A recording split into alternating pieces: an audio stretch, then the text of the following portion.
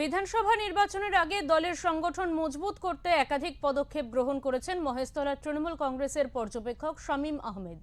সেই কাজ কর্মের পর্যালোচনার জন্য একটি কর্মী সম্মেলন অনুষ্ঠিত হলো মহেশতলায়। এই অনুষ্ঠানে শামীম আহমেদ ছাড়াও উপস্থিত ছিলেন 25 নম্বর ওয়ার্ডের কাউন্সিলর হাজী রেজাউল হক। বিধানসভা নির্বাচন, তার আগে মহেশতলার সংগঠন মজবুত করতে একাধিক কর্মসূচি করছে তৃণমূল কংগ্রেস। তারই অংশ হিসাবে একটি কর্মী সম্মেলনের আয়োজন করা হয় দক্ষিণ 24 পরগনা জেলার মহেশতলা পুরসভার 25 নম্বর ওয়ার্ডে। মহেশতলার পর্যবেক্ষক শামীম আহমেদের নির্দেশে এবং 25 নম্বর ওয়ার্ডের কাউন্সিলর হাজী রেজাউল হকের তত্ত্বাবধানে এই কর্মী সম্মেলন অনুষ্ঠিত হয়। এই সম্মেলন সম্পর্কে কাউন্সিলর বলেন, 26-এর বিধানসভা নির্বাচনের প্রস্তুতি নিয়ে এদিনের সম্মেলনে আলোচনা হয়েছে এবং এসআইআর নিয়েও কথা হয়েছে। আপনারা জানেন আর মনে হয় 2 মাসের মধ্যেই বিধানসভা নির্বাচন অনুষ্ঠিত হতে চলেছে। আমাদের কাছে যা খবর, এখন এসআইআর নিয়ে পরবর্তীকালে কি হবে আমরা জানিনি, কিন্তু আমরা 2026-এর বিধানসভার প্রস্তুতি হিসেবে আজকের এই কর্মী সম্মেলন 25 নম্বর ওয়ার্ড। শুনুন, এটা বিজেপির হচ্ছে পড়ে গিয়ে কাঁদুনি কান্না, জানেন তো, এটা করছে এখন এসআইআর। আমাদের নেত্রী মুখ্যমন্ত্রী মমতা বন্দ্যোপাধ্যায় প্রথমেই বলেছে এসআইআর আমাদের আপত্তি নেই, কিন্তু ওইখানে আমাদের আপত্তি আছে যেখানে একটা বৈধ ভোটারের নাম বাদ যাবে, সেখানেই আমাদের আপত্তি। যে কাজটা আপনার 2 মাসে নয় 2 বছরে হওয়ার কথা ছিল, ধীরে ধীরে করতে পারতো, সেখানে তাড়াহুড়ো করে নির্বাচনে অধিকাংশ মানুষের, আমি একটা আপনার অন চ্যানেলে আমি বলছি যে অধিকাংশ সংখ্যালঘু সম্প্রদায়ের মানুষের ভোটকে কেটে দেওয়া হয়েছে। আজকে আপনি মালদা, মুর্শিদাবাদ এবং দক্ষিণ 24 পরগনা, উত্তর 24 পরগনা যদি দেখেন, প্রায় 40 লক্ষ ভোটারের ভোট কাটা হয়েছে। প্রথমে 59 লক্ষ লোকের ভোট কাটা হয়েছে, সেটা হচ্ছে আপনার মৃত ভোটার, ট্রান্সফার ভোটার এইসব ছিল, সেখানে কোনো প্রশ্ন ওঠেনি। কিন্তু এখন যে প্রশ্ন হচ্ছে, সেখানে আজ 59 লক্ষ প্রায় ভোটার অ্যাডজুডিকেশনে তাদের নাম এসে গেছে, আর সেটা বিচারাধীন। আপনি জানেন সুপ্রিম কোর্টে বিচারাধীন, সেটা এখন চলছে। আমরা কি হবে জানি না যে এই কাজটা সম্পূর্ণ করে ভোটে যেতে পারবে কিনা ইলেকশন কমিশন, সেটা ইলেকশন কমিশনের ব্যক্তিগত ব্যাপার। নির্বাচনের দিনক্ষণ ঘোষণার অনেক আগে থেকেই মহেশতলার সংগঠন দিন-রাত পরিশ্রম করে সাজিয়ে তুলছেন মহেশতলার পর্যবেক্ষক শামীম আহমেদ। গত কয়েকদিন ধরে মহেশতলার বিভিন্ন ওয়ার্ডে একের পর এক কর্মী সম্মেলনের আয়োজন করা হচ্ছে। এই সম্মেলনে এসে কর্মীদের সঙ্গে সরাসরি কথা বলে তাদের অভাব অভিযোগ শুনছেন তিনি।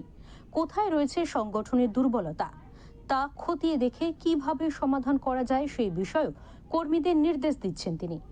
এদিন কর্মীদের উদ্দেশ্যে শামীম আহমেদ বলেন, বাড়ি বাড়ি পৌঁছে দিতে হবে মুখ্যমন্ত্রী মমতা বন্দ্যোপাধ্যায়ের উন্নয়নের বার্তা।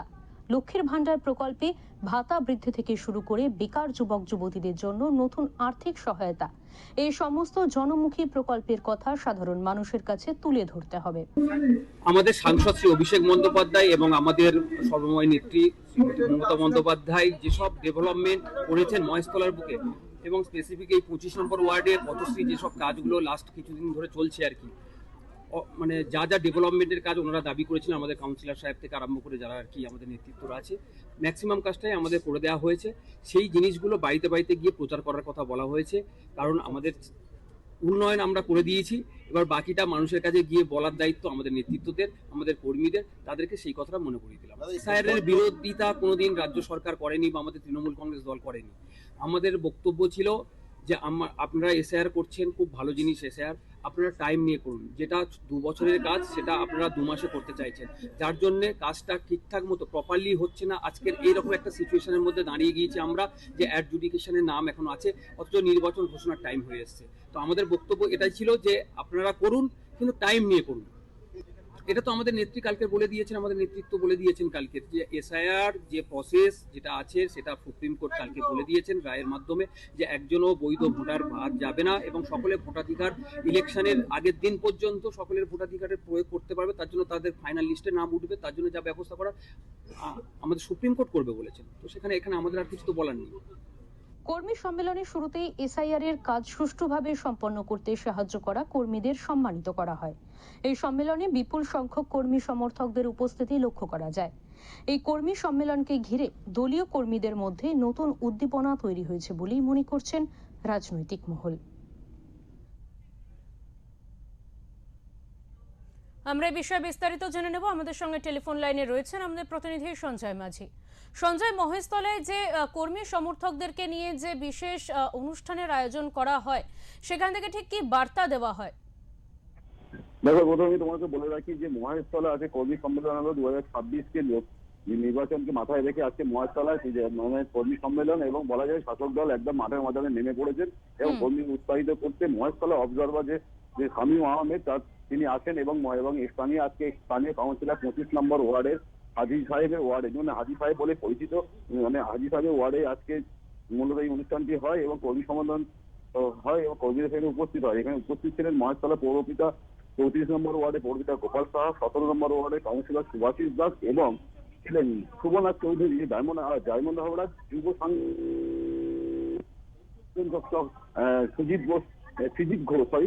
সুজিত বোস তিনি ছিলেন এবং তিনি কর্মী সম্মেলন করেন এবং কর্মীদের থেকে প্রতিটা বুথে মানুষের কাছে জানার চেষ্টা করেন যে তাদের কি অসুবিধা এবং কোন বুথে অসুবিধা হচ্ছে সম্মুখীন, মূলত তিনি জোর দেন এবং তিনি সাংবাদিক সম্মেলনের মাধ্যমে তিনি বলেন এবং সাংবাদিকদের সঙ্গে পাশাপাশি তিনি বলেন যে সামনে যে বিজেপি সরকার এসআইআর নিয়ে যে চক্রান্ত বাংলার বিরুদ্ধে করছে তিনি সোচ্চার হন। তিনি আরো বলেন যে এখানে যে সমস্যাগুলো আছে, মূলত যে উন্নয়ন যে হয়েছিল কিছু কিছু জায়গায়, যেমন যারা এলাকায় অধিকাংশ মানুষ যেমন জানিয়েছেন যে জলের সমস্যা কিছু কোথাও কোথাও আছে, রাস্তার সমস্যা, সেসব সমস্যার সমাধান খুব শীঘ্রই হবে। এবং মূলত যেটা হচ্ছে লক্ষ্মী ভান্ডার, যে রাজ্য সরকার যে লক্ষ্মী ভান্ডার সে বৃদ্ধি করেছে এবং তার পাশাপাশি যুব সমাজের জন্য যে ভাতা দেওয়া হয়েছে সেটাও দেওয়া হচ্ছে এবং বিজেপি সরকারকে বিরুদ্ধে তিনি একাধিক তীর ছোড়েন। একদমই সঞ্জয়, এর পাশাপাশি আর ঠিক কি কি কর্মসূচি পালিত হতে পারে তৃণমূল কংগ্রেসকে উজ্জীবিত করার জন্য বিধানসভা নির্বাচনের আগে? আমি তিনি মহেশতলা বিভিন্ন ওয়ার্ডে যান, বিভিন্ন ওয়ার্ডে পাশাপাশি অনুষ্ঠান ছিলেন এবং যেটা সূত্রে জানা যায় মহেশতলায় একটা ঈদ উপলক্ষে যে অনুষ্ঠানে যে সেখানেও তিনি যোগদান দেবেন।